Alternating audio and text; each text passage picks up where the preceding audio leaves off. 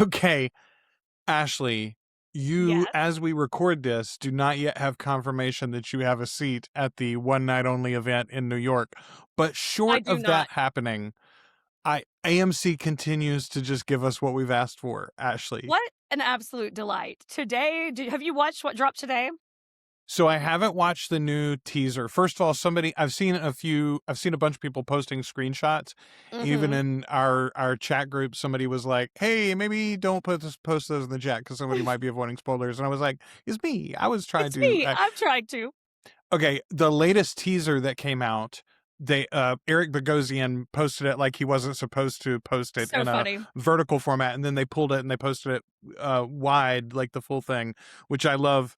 Again, they're doing all the things we suggested. Play with us. Like, play with us in the space. Just come and play this game with us. Yeah. And they are doing it. The fact that it has taken so long to get here, I will now just be, okay, good. They were building something. Great. Excellent. Yeah. Not only are we getting a live performance from Sam, not only are we getting this excellent TV show just like 2 weeks away now, which is just insane to think about that we're so close. It's so crazy. It's so close. But also, AMC is giving us an after show. The Vampire Lestat After Dark. It's a half-hour companion after show for AMC's Interview with the Vampire, hosted by Lizzie Bassett, who's from What Went Wrong. The series will feature games, debates, and behind-the-scenes interviews with the cast and crew. I'm so excited. I mean, this is so exciting. I'm sure part of it is a budget issue, right? I know also the previous seasons were beset. There was a writer's strike. There was an actor's strike in there somewhere. There was COVID. There was this. There was that. Okay, fine. But this is so successful, and it seems like it's such a cheap way to do promotion. And basically everybody else is doing it now. HBO is doing it on all their shows. They have an official podcast that just runs after the show, basically on the cable channel a lot of times, and is available right there in the streaming app. So you can watch it on AMC. The show's going to premiere. They'll do a special preview episode on Sunday, May 24th. So as this episode releases to something has bothered my dog. Something's angered the dog. Oh, Rosie. Rosie's like, what's that? Timmy's in the well. She got real worried they were going to bring back the host from The Walking Dead after show. Sorry, I tickled myself with that inside baseball joke. You're inside Chris Hardwick. There are many bad men in Hollywood, ladies and gentlemen. I don't know if you know that. So many. Okay. So it's going to premiere on AMC on Sunday, May 24th. So as this episode premieres for patrons, that'll already be available on AMC. Now, I'm going to be on the road to Vegas, so you and I will not get to record about that first episode until next week sometime. Right. But we will catch up. But yeah, and we'll talk about it when that episode comes. I don't know what the rhythm will be because it'll be different than our regular discussions of the episodes. But when we can, we will discuss their after shows too, because honestly, we want to encourage it. I want to temper your expectations too. If you have not watched a lot of these official shows and you do watch a lot of fan podcasts like ours, or you listen to a lot of fan podcasts like ours, the official shows are different and you need to expect different things from them. Yeah. They are not going to break things down. They are not going to critique things, right? This is all their job. It's going to be they're fun. Being paid to be on the show. Yes, yeah, absolutely. no, but it will be fun. Good vibes. It'll be very good vibes. We don't have access to Sam and Assad and Haley and all of these people, and they do. So, like, it's cool. Haley. What about Delaney is what I meant. Yeah. You combined her first and last names. Yeah, seriously. All right. So there's the big news of the day, and what good news it is. Very excited. It's going to be every week. It'll appear on the AMC app. It'll appear the next day on all the podcast apps too, so you can listen to it or watch it on Spotify and things like that if you want to. And it will be available, at least select episodes, on cable as well. So if you watch the show on cable TV, you'll be able to watch the after show for like the premiere and the finale and maybe one other or something like that. Welcome to the Articulate Coven, the original, unofficial fan podcast and community for Anne Rice's Immortal Universe.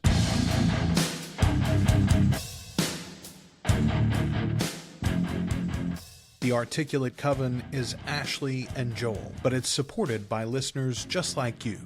Find out more at articulatecoven.com/join.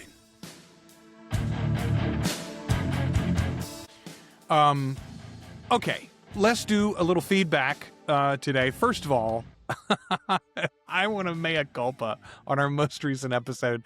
Andrea commented on our Patreon, is the audio not synced for anyone else or is it just me? Okay, I knew when I put it together, I was rushing to get it. We recorded Sunday afternoon in the middle of the day, later than we expected to. And then I was trying to edit it that night to get out for our patrons. I knew there was an audio video sync issue for me and Judah. Ashley's audio was always synced with her, but Judah and I were off. What I had not put together and noticed was that our audio was also not synced with Ashley's audio. And so hilarious. Judah and I are talking sometimes, and then we'll sit quietly while Ashley also sits quietly because she's already said her response to our thing. So I fixed it sometime on Monday afternoon for patrons, and I fixed it to go out on YouTube, so it was correct there. But I anyway, also thank saw you, a Andrea. comment that was like, were you guys recording in the dark? What the fuck? Okay. And I was like, oh my God, you're totally right. I have so much light on in my room today. I'm like extra overhead. Well, okay, but it's not all your fault. So part of it is who LK Cullen on Facebook on YouTube said, I'm obsessed with the way Ashley's head just hovers there in the middle, like Madame Leota. First of all, love the Disney reference. You know, Ashley and I can dig that. So, but genuinely, okay, so when the original version, every time Ashley said more than about 3 words at a time, I would go to her full screen. And that edit worked really well. And then when I exported that and it didn't work, the audio was mixed up. I had to edit the first 45 minutes in a different way. And when I did that, I think that affected the lighting. The lighting was already different because your lighting, like the halo of lighting that you normally get because I scrunched you up so much was different. And that affected part of it. And then Judah and I were off because we were sharing the amount of lighting that I normally get by myself. So like a hilarious observation and quite true. It did look like we were sitting in the dark. And it was in the middle of the afternoon. We were all in the dark. It was so bright in here. It's so funny. It was not even like a late night recording, which we have done before. It's about to storm right now, so it's really dark. But I was like, crank it up. Let's hit the lumens, bitches. Okay, so the other thing that I wanted to say primarily about that episode, it is such a fucking joy to have other people, strangers in some case, but lots of people that I have met from our group or whatever, like acknowledge and say something about what a great kid I have and how smart they are, how intelligible they are. So many people have praised Judah in the comments already. You and I are recording this a little earlier than normal, and still there's a ton of comments on YouTube. There's a ton of comments in our Facebook group and on the chat and on the Patreon. So thank you all for that. Cameron says, Judah brought a lot of energy to this episode. Welcome Joel's infant death. Okay. Also, Books, Gers, and Purrs says, please clip #NotMyLouie and see Puss in Boots gets it. Okay. See Puss in Boots gets it. That was okay. I've got to go back to my full notes app to pull this up, but I have 1, 2, 3, 4, 5, 6, 7, 8, 9, 10, 11, 12, 13, 14. I've got like 14 different places that I've marked to make clips from, and most of them are Judah, honestly. Oh, he was brilliant. He was killing fantastic. Me. His like ruminations on Shrek and Puss in Boots was just top-notch shit right there. Dude, I was listening back to it today. I ran to get breakfast this morning, and I was listening back to the first part of it to make some highlights for those clips. And yeah, when he says at one point, he calls the other cat's name, which I cannot recall right now, but the cat that Puss in Boots falls in love with. And he goes, I feel so silly. Like, it reminded me straight up of this bit that Patton Oswalt does, where he's like talking about like not forcing his daughter into Star Wars and instead his daughter's into My Little Pony. So, and then he just goes off on this rant exposing how much he actually knows about the My Little Pony universe now. And it was so funny, but that's what it reminded me of. I was like, he's just revealing this whole side of himself. Okay, Mandy Taylor said in our chat group, she says, I'm about 45 minutes into the Judah episode, and Joel, I'm sure a big part of this is because of who you are and what he was raised around, but Judah's comfort, confidence, and eloquence in the podcast space and the conversation is truly impressive. That kid's going far. And then Melissa said, also, I kind of need a whole episode of you two just repeating Lestat quotes. Both your Lestat voices and accents are hilariously perfect. Okay, the first time Judah did his, genuinely, it made my entire week. Okay, as far as his confidence, I said in that chat group, he is so much like me in so many ways, and he has zero of my anxiety about being loved or liked and needed, like in the crowd, you know. God. And I don't know, I can't claim much responsibility for that, right? It's like without all of my shackles. Anyway, so yeah, watch out, y'all. That kid is gonna do whatever the hell he wants to. The good news is he wants to help the environment, so which is amazing. We love to hear that. Paradiso Finder, and this is genuinely this. I told them thank you because this gives me a way to get him into the family business, which I've not had so far. I need a new podcast of Judah just talking about Shrek lore. Yes, I would listen. Dissecting. Paradiso also says, I need your guys' Letterboxd accounts so that we can follow. All right, Ashley, I don't think you have a Letterboxd, do you? You don't do Letterboxd. I don't. Okay. I'm a lazy bitch, and I don't. I'm at the Rogue's Life, which I put in the comments to you, Paradiso, but I'll put it in the show notes as well. And my younger son, Remy's got a Letterboxd. My Judah does not have one either. I've tried to get the whole family into it. I believe Kelly's got one, but she's quiet about it. I'll see if she wants me to link hers too. Anyway, I love something like that because it is useful to go, especially movies that you watch more than once. It's useful to be able to see like what I thought about it and how often. When is the last time that I revisited like 94's Interview with the Vampire, for instance? In this case, I think genuinely it was like 2 or 2.5 years ago. We watched it for the show. That was the last time that I had seen it. My ADHD will not allow me to log activities in that way. It just won't. I try, like Goodreads, like I'm a voracious reader. I can keep track of books I've read on a piece of paper in a notebook better than I can use an app. I don't know what it is. I just can't do it.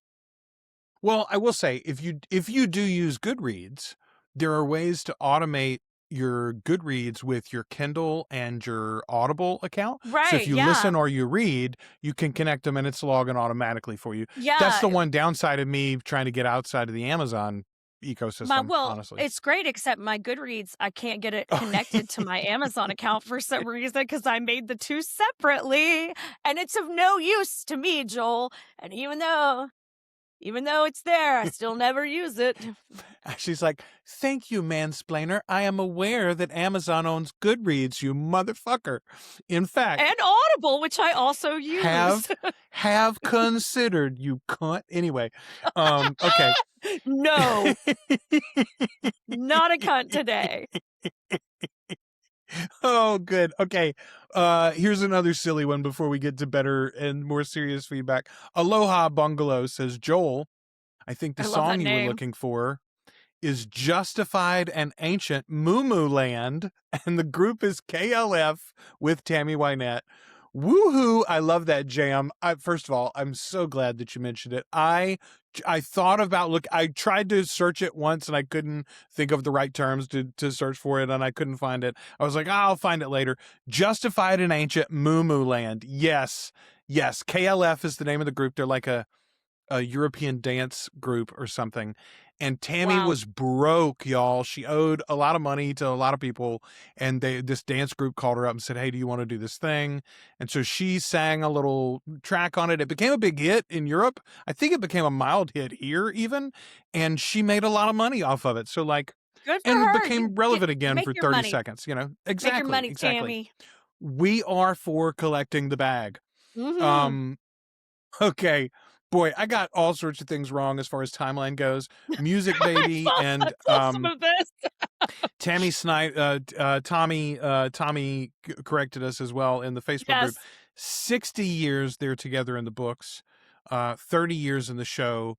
Also, Music Baby says Judah's on point with his review, except for his Louis hate.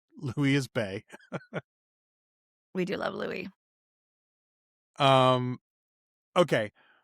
Raffia KMK says Jacob's performance of the monologue at the beginning is just beautiful. I loved the finale. I had hoped that Louis' revenge on both the Coven and Santiago wouldn't be as quick as it was in the book, but it was a cool action sequence.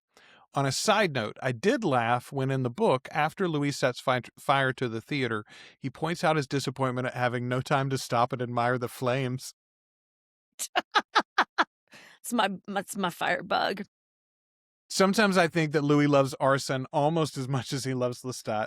Mm. So I will always appreciate the writers giving him, of all people, the fire gift in this show. Yes. Yeah, it is poetic irony for sure. It's probably good he didn't have it in the books, because then he would have had to put no effort into his, revenge burning. Well, I mean, specifically, like, probably would have been bad news for Lestat in Tale of the Body Thief for sure. And like, Yeah.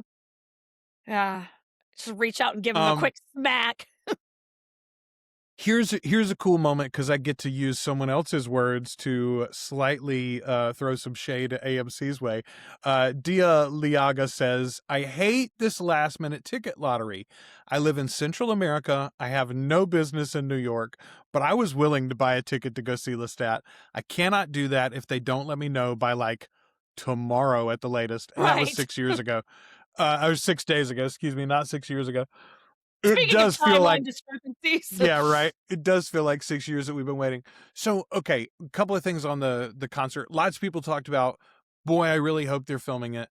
I do think they're going to film it. First of all, it's become a pretty big deal recently. Like somebody, Waterloo mentions, I'm expecting it to come out after the series, similar how Amazon did with Has Been on Broadway. Has Been Hotel apparently did a live thing on Broadway, and then after the season was done on Amazon Prime, they ran the live stage thing. Yeah, I do think they'll run it. I think it'll be much later. I think maybe we even might get some teases of it in this after dark post-show thing from time to time. Maybe we'll just get a live performance from Sam on that show along the way, which is not the same thing as seeing him in person, but still it would be cool to see him perform, live on the show. We all sit in the queue, patiently waiting, hoping. So, I don't want to blow up their spot, but somebody in the Facebook group did post they've got a seat. They got their confirmation.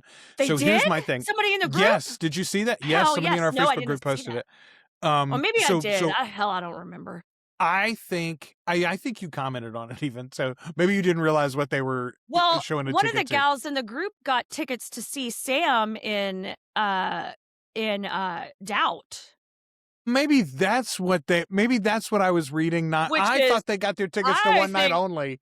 Frankly, I would equally, if not more excited to get to see Sam in Doubt. That would be incredible. I'm so jealous. And she's close enough that she will see his sweat. Okay. That's what I got confused. I thought Susan was that I didn't want to blow her up, but since she's going to be right in her backyard, I will. Yeah, Susan is seeing Sam performed out in Australia. It's so cool that he's doing it, first of all. But when they announced that, I was terrified because I was like, is he going to cut his hair? I just assumed he was going to live with this hairstyle for 5 years or so, trimming it some in the off season, but like you're going to shoot hopefully every year for the next half decade or more. We sure like hope so. Just live with it for a while, bud. And now they're paying you. It's like the abs for Chris Hemsworth, right? By the time you get 3 movies deep, they're paying you enough you just hang on to them. Right. Absolutely. You might as well keep them up. Yeah, well, did you see the shot from behind him of that photograph for Doubt where his hair Yes. is all pinned up, like they've got it all Yes. pinned? They have it coiled and pinned so Mhm. tightly behind him to do the photo shoot. So for the play, I'm sure he'll have a wig, right? Which is fine. You'll do a bald cap and put a wig on and it'll all be good. But regardless, it is nice to know that he is not cutting it off anytime Yes. soon. I am That not was a ready to give him relief. I up. was like, "Woo, Lord, thank you," because the wigs are a challenge sometimes. And genuinely, like, let's move forward. Let's go ahead. And I'm hoping we have part 2 of the Vampire Lestat and I that don't we think move there's into production very quickly. Yeah, I don't think that there's any way that the Vampire Lestat is not 2 seasons. I just don't think there's any way. Just for The the sheer only volume of variety of what we've seen so far from clips and trailers, it just really feels like there's no way it can be 1 season. I feel like the only way you could do it is if AMC was sort of nudging them that they had to move this thing along or not. And so it was like, well, let us do both stories and we'll switch to the Queen of the Dam next year. But we'll, you know what I mean? Like they're leading in. We know they're teasing some of that already because that's the way the novel is. But Right. the vast majority of that story's for sure going to take 2 seasons, maybe 3. So I hope they give it the proper on-ramp. You're going to lose a lot of young Lestat if you rush ahead to Queen of the Damned, et cetera, et cetera. So regardless, fingers crossed. Let's hope that this all works out well. Yes. And we get a lot of this very, very quickly. Okay. Lucille Coconell, which is again a nice name. I don't think that's your actual name, but regardless, it looks nice on YouTube. I'm very intrigued for Nikki's funeral vault. I mentioned at the top of the episode where Yep. Louis escapes, we scan across his name on the vault. I love the way the camera goes over the plaque to show to the slow piano music, and then there is this flickering light bulb once it gets to Nicholas. I'm kind of expecting him to still be in there and alive. Part of me doesn't think that's a good idea because Nikki's death is so significant for who Lestat is, and him being alive after all, and them being able to talk again or even make up would take away from the whole tragedy and its impact. In the least, I'm sure they will make a plot point of the fact that Lestat only hears about all that has happened in a letter, #unreliable narrator, which again, I hadn't thought about. Lestat doesn't see any of that happen. He gets told what happens to Nikki. That's right. Yeah, I just don't know why she would lie, you know? Well, in the book, you're right. But who writes the letter in the show? Right. You know, that could be. I will say this. I don't think I don't know why Armand would say that why wouldn't Armand use Nikki as bait to bring him back? If anything, right? Like if Armand was faking letters or something, he would have Yeah. dangled Nikki out there to draw Lestat back to him, I would think, if anything. But we shall see. Might be, though, that the vault is just left over from when Nikki possibly was locked in there as a punishment instead of in Magnus's tower. Very good call. Hadn't Yeah. thought about that. They lock Yeah. him up in the tower in the book. Maybe Armand is not living in the tower or he doesn't want Nikki that close to him. It's not completely out of the question that Armand used the plaque with his name and death year as a threat to him, and it all still ended with Nikki going into the flames. That being said, Nikki is my favorite character, maybe because I play the violin, maybe because I started playing the violin after reading TVL back when I was 20, and I would love for him to get a bigger story arc, as long as it isn't just a cheap surprise, he's still alive situation. Yeah. Yes. Yeah, I agree. Yes. I agree. Yes. Also, Okay. that throws such a weird monkey wrench into the relationship with Louis and Lestat that is not anywhere in the books. You know what I mean? Like that would just be an unnecessary soap opera-esque kind of complication. There have been a few times in literature, particularly like pop culture, where that has done well. I think specifically about, like, my mind immediately went to Bucky, right from the Captain America books. Bucky, the Winter Soldier, was dead. Like he was dead for decades in the comics, and then somebody, Brubaker, had a great idea. They were like, what if we brought him back and made him a bad guy? And they were like, the stupid sidekick character, and they're like, yeah, but he wasn't really a stupid sidekick character. That was the propaganda. In reality, he was like a pretty cold and hard soldier, and Steve Rogers' kid buddy, and blah blah blah blah blah. Anyway, like all of that came later, and there was the soap opera style twist. But if you go read those comics where like the Return of the Winter Soldier and stuff, that shit is amazing. And the Yeah. version that we got in the movies is just like a pale hint of it. So there's Yeah, ways to no, do that stuff right. absolutely. That piece of it, yeah, for sure. But I just think Yeah. throwing in a third onto a relation, or a fourth or a fifth into this polycule situation, it's already complicated enough with the relationships as they exist. I do not think Yes. that we need a dead boyfriend to come back and make things more fucked up. Well, especially because like what probably the resolution would then be is to have him do all of that in the modern day, right? Yeah. And end up in a bat. And so it's like, no, Yeah. don't bring him back to Phrygium. Thank you very much, actually. Yeah. Yeah. Also from Lucille, I love your podcast. Just recently discovered it and have been catching up with all your first watches and rewatches and rewatches of the show and book club episodes. It's been lots of fun. I'm sorry you're about to run out of extra stuff. You're not going to be able to watch 7 episodes of us a week anymore. Can't wait to hear you talk about season 3 when it airs. PPS. At some point, Ashley mentioned that she watches a lot of bears. ? Oh. Is she a fellow Cat May bear cam enthusiast? Yes, Cat. Okay, Grazer and Biggie are Did back. I mispronounce it? It's Katmai National Park. Okay. Yes, I am a Katmai National Park bear cam enthusiast. 100%. Grazer and Biggie showed up today. There were pictures on Explore. I'm so fucking excited. Bear season is almost here. We're about a month away. It's going to start right after Lestat, and I could not be happier about my June, frankly. Okay, look, this weekend there's a new Star Wars movie. I've got tickets for Thursday night.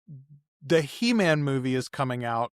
I think maybe it just came out or it's about to come out, which I have only seen one trailer and I was like, I don't need to know more. Right. I'm so excited for He-Man. The Vampire Lestat is in like a week. And there's something else in early June too that I was like, man, it's all coming up Millhouse around here, isn't it? I'm anyway. going to be living my best life in about 2.5 weeks. Yes. Okay. Noah thinks, I think the reason that Armand stayed with Louis so long is because of the connection to Lestat. Armand was obsessed with Lestat and Lestat's charisma, and it would make sense that since Louis was so passive but looking for love, Armand would take advantage of that. I also think the sub-dom aspect of the relationship is so interesting because it may seem that Louis as the dom has all the power, but it's always Armand as the sub who sets the limits of the power. Yeah, you and I talked about that from the fighting standpoint of things. Yeah. But it is our very limited understanding of this, of the BDSM community, is the understanding that is the case. Consent, safety, and boundaries, right? Yeah, which means that the sub is always, in fact, in charge. Okay, The Dream of Arcadia. This is so great. I find it hard to put all the mustache-twirling evil villain blame on Armand when we know where he came from, what was done to him. Victims can victimize others, and there's no more victim than the man who was trafficked as a child, held in slavery, taken in by a manipulative man who made Armand worship him like a god, then left him to the Coven who kidnapped him and held him in slavery yet again. Boy, you want to talk about funny clips from the Judah episode. There's a moment where he runs down what they do to Lestat in the film. And I was like, ooh, and then he goes, and that seems uncalled for, or something like that. And I was like overreaction. Overreaction. That's what he says. That seems like an overreaction. When you list it like that, boy, Armand really has had it and then some, hasn't he? Yes, very, very not great time Armand has had. Yeah, however, you do go to therapy so that you don't continue to take your hurt out on others. Sometime in 600 years, it becomes your problem, in fact, actually. You didn't work on yourself. You've had a lot of time to figure some stuff out. Armand... hurt people, but you also can learn to not do that. Arcadia says, Armand has been in survival mode for centuries, doing what he needs to survive, doing what Marius and then Santiago did to him, because that's how he learned to stay alive for centuries. He's only been out from under that for about 70 years of a 500-plus year existence. He's never had healthy relationships or had them shown to him, maybe glimpses like Ricardo or Bianca, which were incredibly short-lived. But being that they were so short-lived, it likely reinforced the misbelief that love can't last. What I'm saying is, you can't judge a fish on how well he can chop down a tree. Very valid point. And that is part of what's so captivating about this story, is that there are no good guys, but they're still so fascinating. Yes, 100%. Nobody's got clean hands. So very, very valid point there. Okay. There was one more thought I had, or there was a comment, another similar comment about Armand I wanted to read there.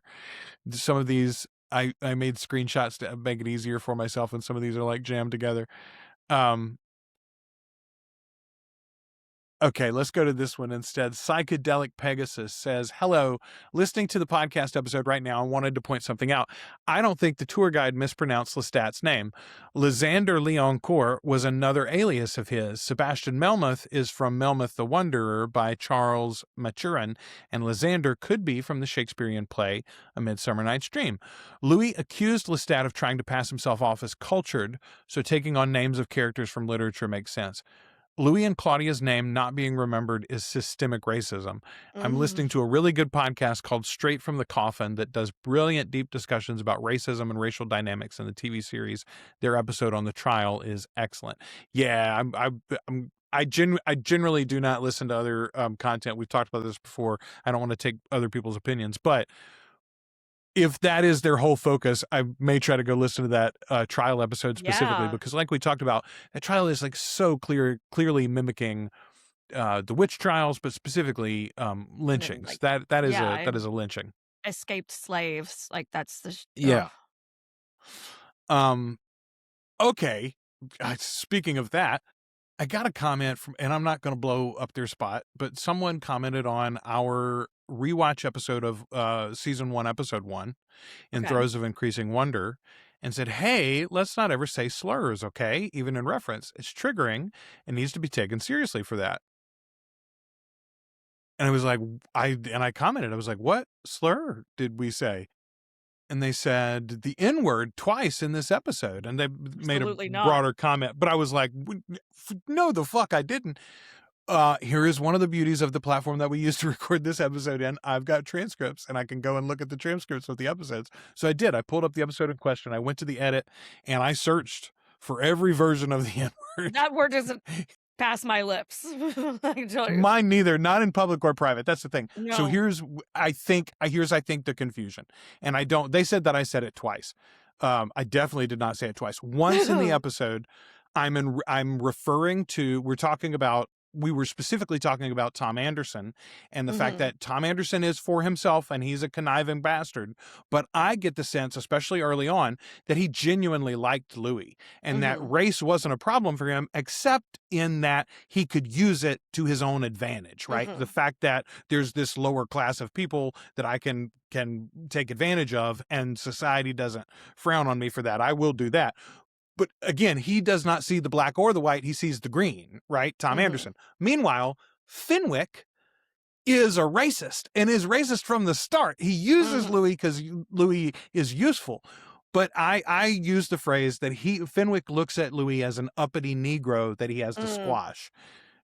I did not use the slur, and even that word I would not use normally. I am specifically describing in that section what Fenwick treats Louis, how he feels about Louis and the way that he treats him, and like what his purpose for Louis is. And he's like, Louis is an object. Not only can I make money off of Louis, but I will crush Louis in the end as an example for others like Louis. Yes. Right? That was my point. Anyway, Woo. No, we don't say that word. Listen, times change quickly. It is possible that I still use a word that someone considers a slur. That is not one that I have Ever. I fought my father. I got thrown out of my house 3 times when I was in college because I fought my father because of his use of the word on rare occasions, but he would use it occasionally. God bless him. My Anyway, father would have put me out of our house himself if I really? ever. See, okay. Oh God, no, absolutely not. Absolutely not. Absolutely not. But I mean, and my father you know, would make the argument that it wasn't a racial. He's like, no, it doesn't describe race. It describes attitude and behavior. And I'm like, fuck you, old man. It's all Anyway. racist. Yeah, I'm positive that there's not any recording of me ever out in the world saying that word. We're not even of her saying it, but she wouldn't have sat on the podcast with me saying it. That was like been 2 seasons ago of Joel, the rewatch. What the fuck did you just say? That's very true. No. I would have been like, the fuck. We'd have been like, I'm sorry, we need to pause. We need to take a break. Can I talk to you for a second? Group meeting. Okay. Speaking of the early episodes, though, our patron Kevin has been going through and watching from the very beginning. And Hi, when he got up to episode 5 of season 1, he reacted to it on YouTube. I thought this was a great comment, which we've not discussed yet. I'm not in favor of the rape scene. I get why it was used to portray Claudia's vulnerability as a vampire and as a woman, but I would prefer the vampires didn't get erections or use them. And Kevin, very fair. We've heard that from other folks too. Absolutely. He says, I wonder if Lestat ever bullied Louis into having sex. I prefer vampire stories where the bite is the metaphor for sexual assault. Having said that, I'm enjoying the ride. Even when the show does something that I don't like, it has me hooked. And that was on episode 5, the episode that launched 1,000 Bad Takes. And very, very fair. Kevin, we talked about it a lot at the time. Specifically, it's like, man, do we need to show every woman's vulnerability through sexual assault? Like, is that necessary? And I had not thought about the sexualizing of the vampires in that negative aspect. If you don't have vampires who have erections or who use their erections anyway, then you don't have Claudia tortured by killer in that same way. Not in that same way, right. I thought about, we get the erections back, and that means that Louis and Lestat get to frolic in their coffin. And yes, you get one. Here's the thing I'm going to say, though. And I'm just going to, because I don't ever defend the use of this scene. And I'm not trying to I'm not trying to be an apologist for the rape scene, but sometimes, respectfully, men need a reminder of what they do to women. And sometimes it making men uncomfortable and make men feel a certain kind of way, or that it's, quote, not necessary, or that it's, quote, overdone, or that it's, quote, victimizing a woman, should maybe think about that's actually how women feel. And I'm just saying, just a different thought about it. It's meant to make you uncomfortable. Fair. It's supposed to make you uncomfortable. Well, and it sure seems like, and again, I haven't watched all the trailers, so this is not spoilers, but it sure seems like we're going to get some final resolution on that whole matter. So I'm sure let's just keep waiting. Yeah. I mean, like I said, I understand, and as I'm a sexual assault victim, I'm a survivor of sexual assault. I can tell you that I understand it being triggering and hard, and and God, it does show up sometimes in the most unexpected and unnecessary places, and you're just like, how the fuck is this helping the story? But in terms of danger and vulnerability, I'm sorry, y'all, nothing is more true than the danger and vulnerability women have and are at the hands of men. Yes. One in 3 women. I don't know that I've really thought about it in this way.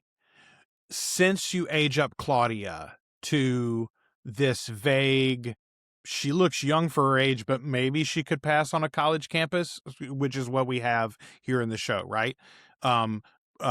Way back in the first season, Charlie doesn't believe that she's 18, right? But he doesn't argue with her exactly, right? He still kisses and makes out with her in the back seat.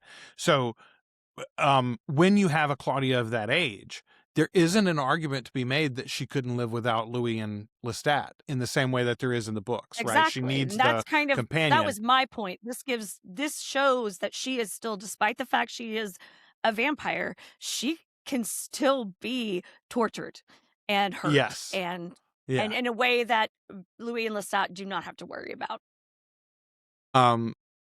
On episode 6 of season 1, Kevin said, which, man, this is a great Ashley quote. When no one chooses you, you have to choose yourself. Talking about Claudia in that episode. Kevin says so many thoughts. R.E., why is it you all love Lestat? Kelly asked me that after that episode. Why are you so in love with Lestat? Kevin says, isn't it because Lestat is an angry rebel with the volatile emotions of an adolescent? In other words, a Byronic hero. It's why readers love Heathcliff from Wuthering Heights that's back in movie theaters right now. I thought he was talking about the cat at first, and I got really well, excited. That too, I suppose. Heathcliff's such a complicated scamp. Heathcliff, no one should. Another question might be, do we love Lestat for his excesses or despite them? Does seeing Lestat as a victim enable us to forgive his ever-mounting acts of narcissistic cruelty? Should we let that happen? For my part, I don't love or like Lestat's character so much as I like his story. Is there a difference between character and story? Not in literature worthy of the name, if you ask me, and this series meets that requisite. Strongly agree with that, I guess. Like, yes, we joke all the time about all of us being in love and lust with Hannibal too, right? But like, we do not want to date a cannibal, actually. We like the story. We like the processes. We like to live vicariously through a fictional narrative where, you know, justice can be served and Anne can rip her drug dealers apart, or we can serve the sexual assault perpetrator with, you know, a beheading or whatever. And like, that's not the way that's not the way we would want the justice system to work in the real world anyway, if we all had our druthers. And but it's good in fiction. Yes. And part of to me what makes Lestat and characters like Lestat so interesting is that they are so not like me at all. What would I be like if I could be a little bit more like that? If I could, not the really bad things, but if I could harness some of that audacity, you know, if I could harness some of that, or if I could, you know, what would it be like if I really went off the fucking rails? You know? Right? What could I do if I was unhinged? If I was an unhinged person, what could I do? I mean, listen, I'm not well hinged currently, and I feel like I accomplished a good bit. So, I mean, look, listen, I'm very good at masking. Deborah commented on the trial on I Could Not Prevent It. On my most recent watch of this episode, I noticed Lestat is wearing throughout the trial a gold wedding band. He also seems to call attention to it a few times. If this was an intentional wardrobe choice, I've got to ask why. Louis' recollection is the only one on view. I know Lestat likes to wear rings, but this seemed an odd choice.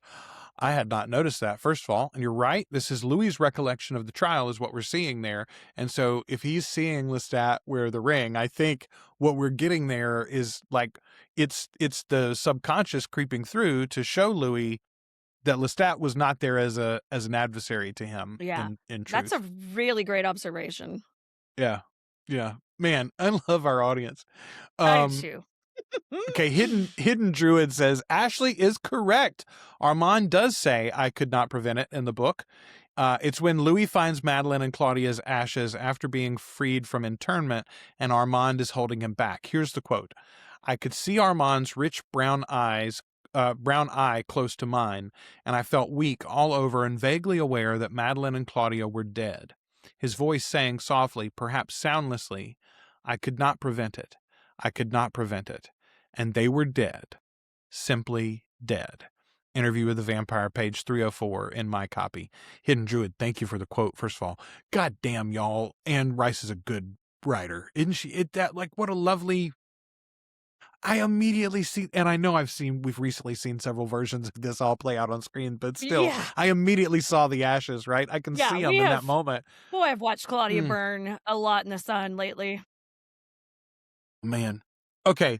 This is the Dream of Arcadia again. With Lestat's version of the fight with Louis, we were talking about that we get the fight rewrite, but we get it after Louis has authorized the rewrite of Claudia's birth by saying, yes, Lestat's version was the correct one. With Lestat's version of the fight with Louis, I don't see that as truth or lie. I see that as Lestat's genuine perspective. That's what he felt and experienced.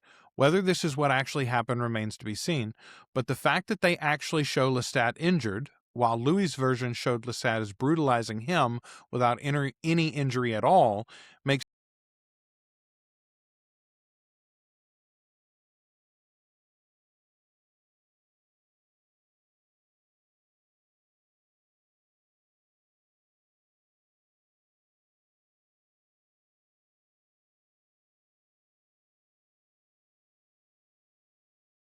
really, really good read on that too. Man. Yeah, that's great. Okay. There's one more here. This is also from I Could Not Prevent It. Raffia KMK says, even though it's gut-wrenching, I keep coming back to this episode for the exceptional writing and performances. Totally agree with Ashley about using headphones to appreciate the brilliant sound design, which doesn't get enough accolades in my opinion. Yeah.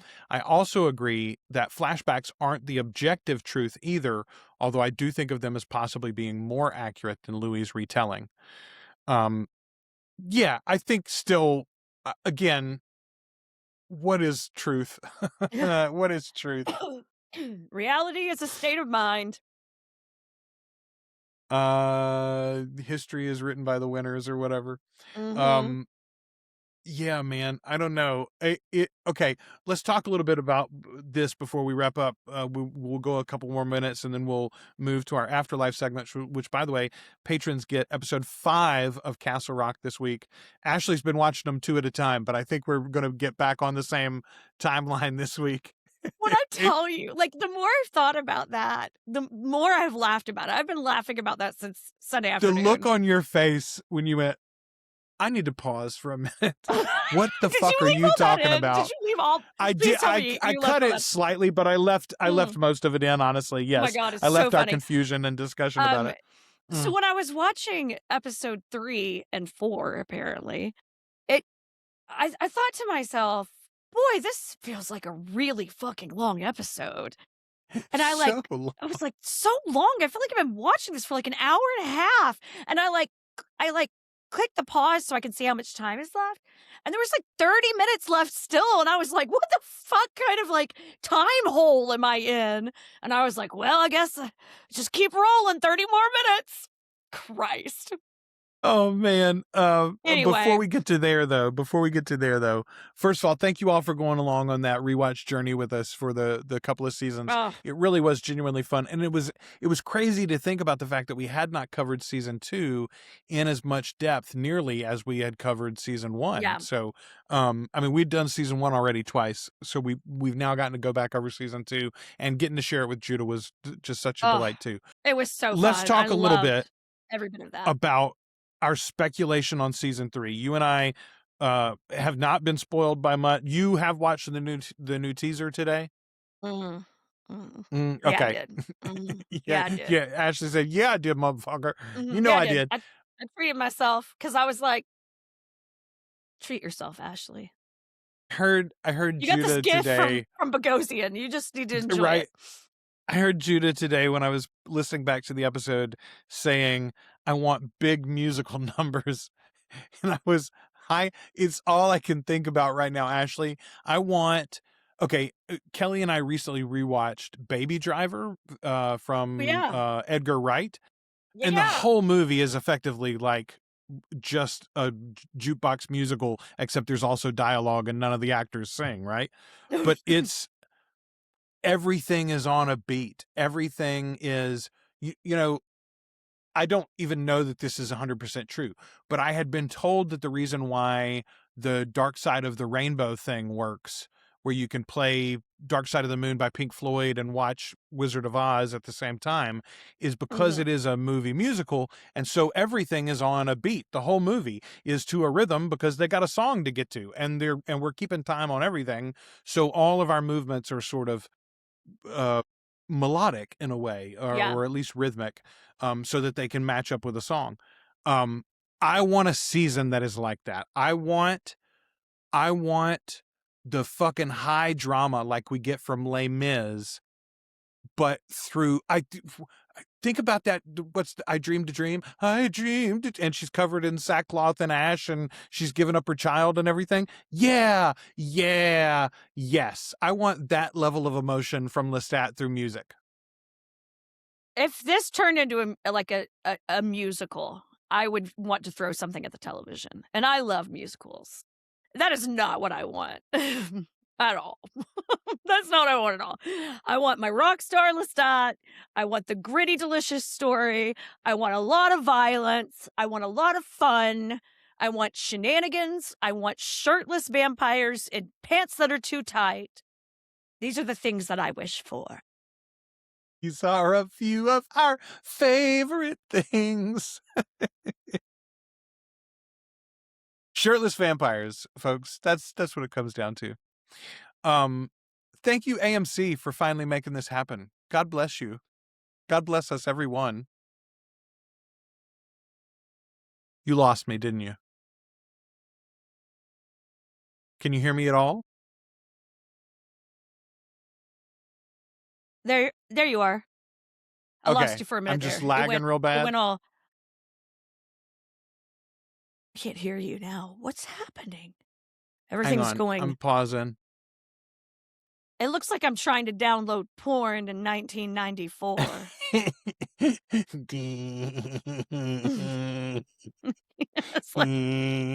That's the wrong picture. I didn't want that. Are we on? That's not the one I picked. Are we on dial-up?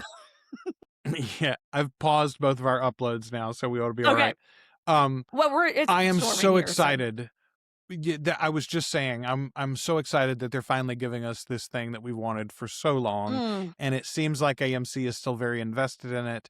Cancellation of Talamasca notwithstanding, yeah, that made me nervous. I'm not gonna lie. Y'all get on board. They have gone full force with this press push, and it's awesome. I do think it's attracting a lot of people that maybe weren't as familiar or weren't like as excited about Interview with a Vampire, but like have maybe just read the Vampire Lestat or are just hoping for that. I think it's going to be great. Or just literally didn't know that they had done this remake at all, right? Yeah. Like we talked about when it went to Netflix, it was like, oh, another group of people will find it. But even Netflix, it's not like Netflix put a bunch of ad money behind it. No. And honestly, AMC's spending ad money on this thing, and the press is getting behind it. And I think, especially next week, some of the review embargoes will end. And so, I think everybody's going to be reviewing at least those first few episodes. Yeah. You're going to get a lot of press about this over the next month or so. Yeah, I'm excited, guys. We're going to have a watch out for spoilers, though. Please be careful out there in the world. They're already out there some. Boo on... They're going to be some. Listen. People in our Facebook group are saying that on Twitter, which is a terrible place to be now, and we're not there, or I'm not there anymore. Ashley lurks; she doesn't post. I'm only there to keep an eye on breaking news, like school shootings. To read news, exactly. But on Twitter, there are people who have screeners to this thing that are posting spoilers about it. Don't do that. First of all, it's literally against the rules. Yeah, you're going to lose your fucking screeners, bro. You're going to lose your fucking access. All right. That is our discussion of, the feedback and our thoughts on the upcoming Vampire Lestat. We are very excited. Next week, we're going to be talking about Pride and Prejudice, starring Jennifer Ely from the 90s and Colin Firth. Oh my, Colin Firth. And then we will go week to week and discuss the Vampire Lestat himself as he arrives finally on AMC and in our hearts. Until the next time we talk to you, we are your hosts. I'm Joel. I'm Ashley. And we are the Articulate Coven.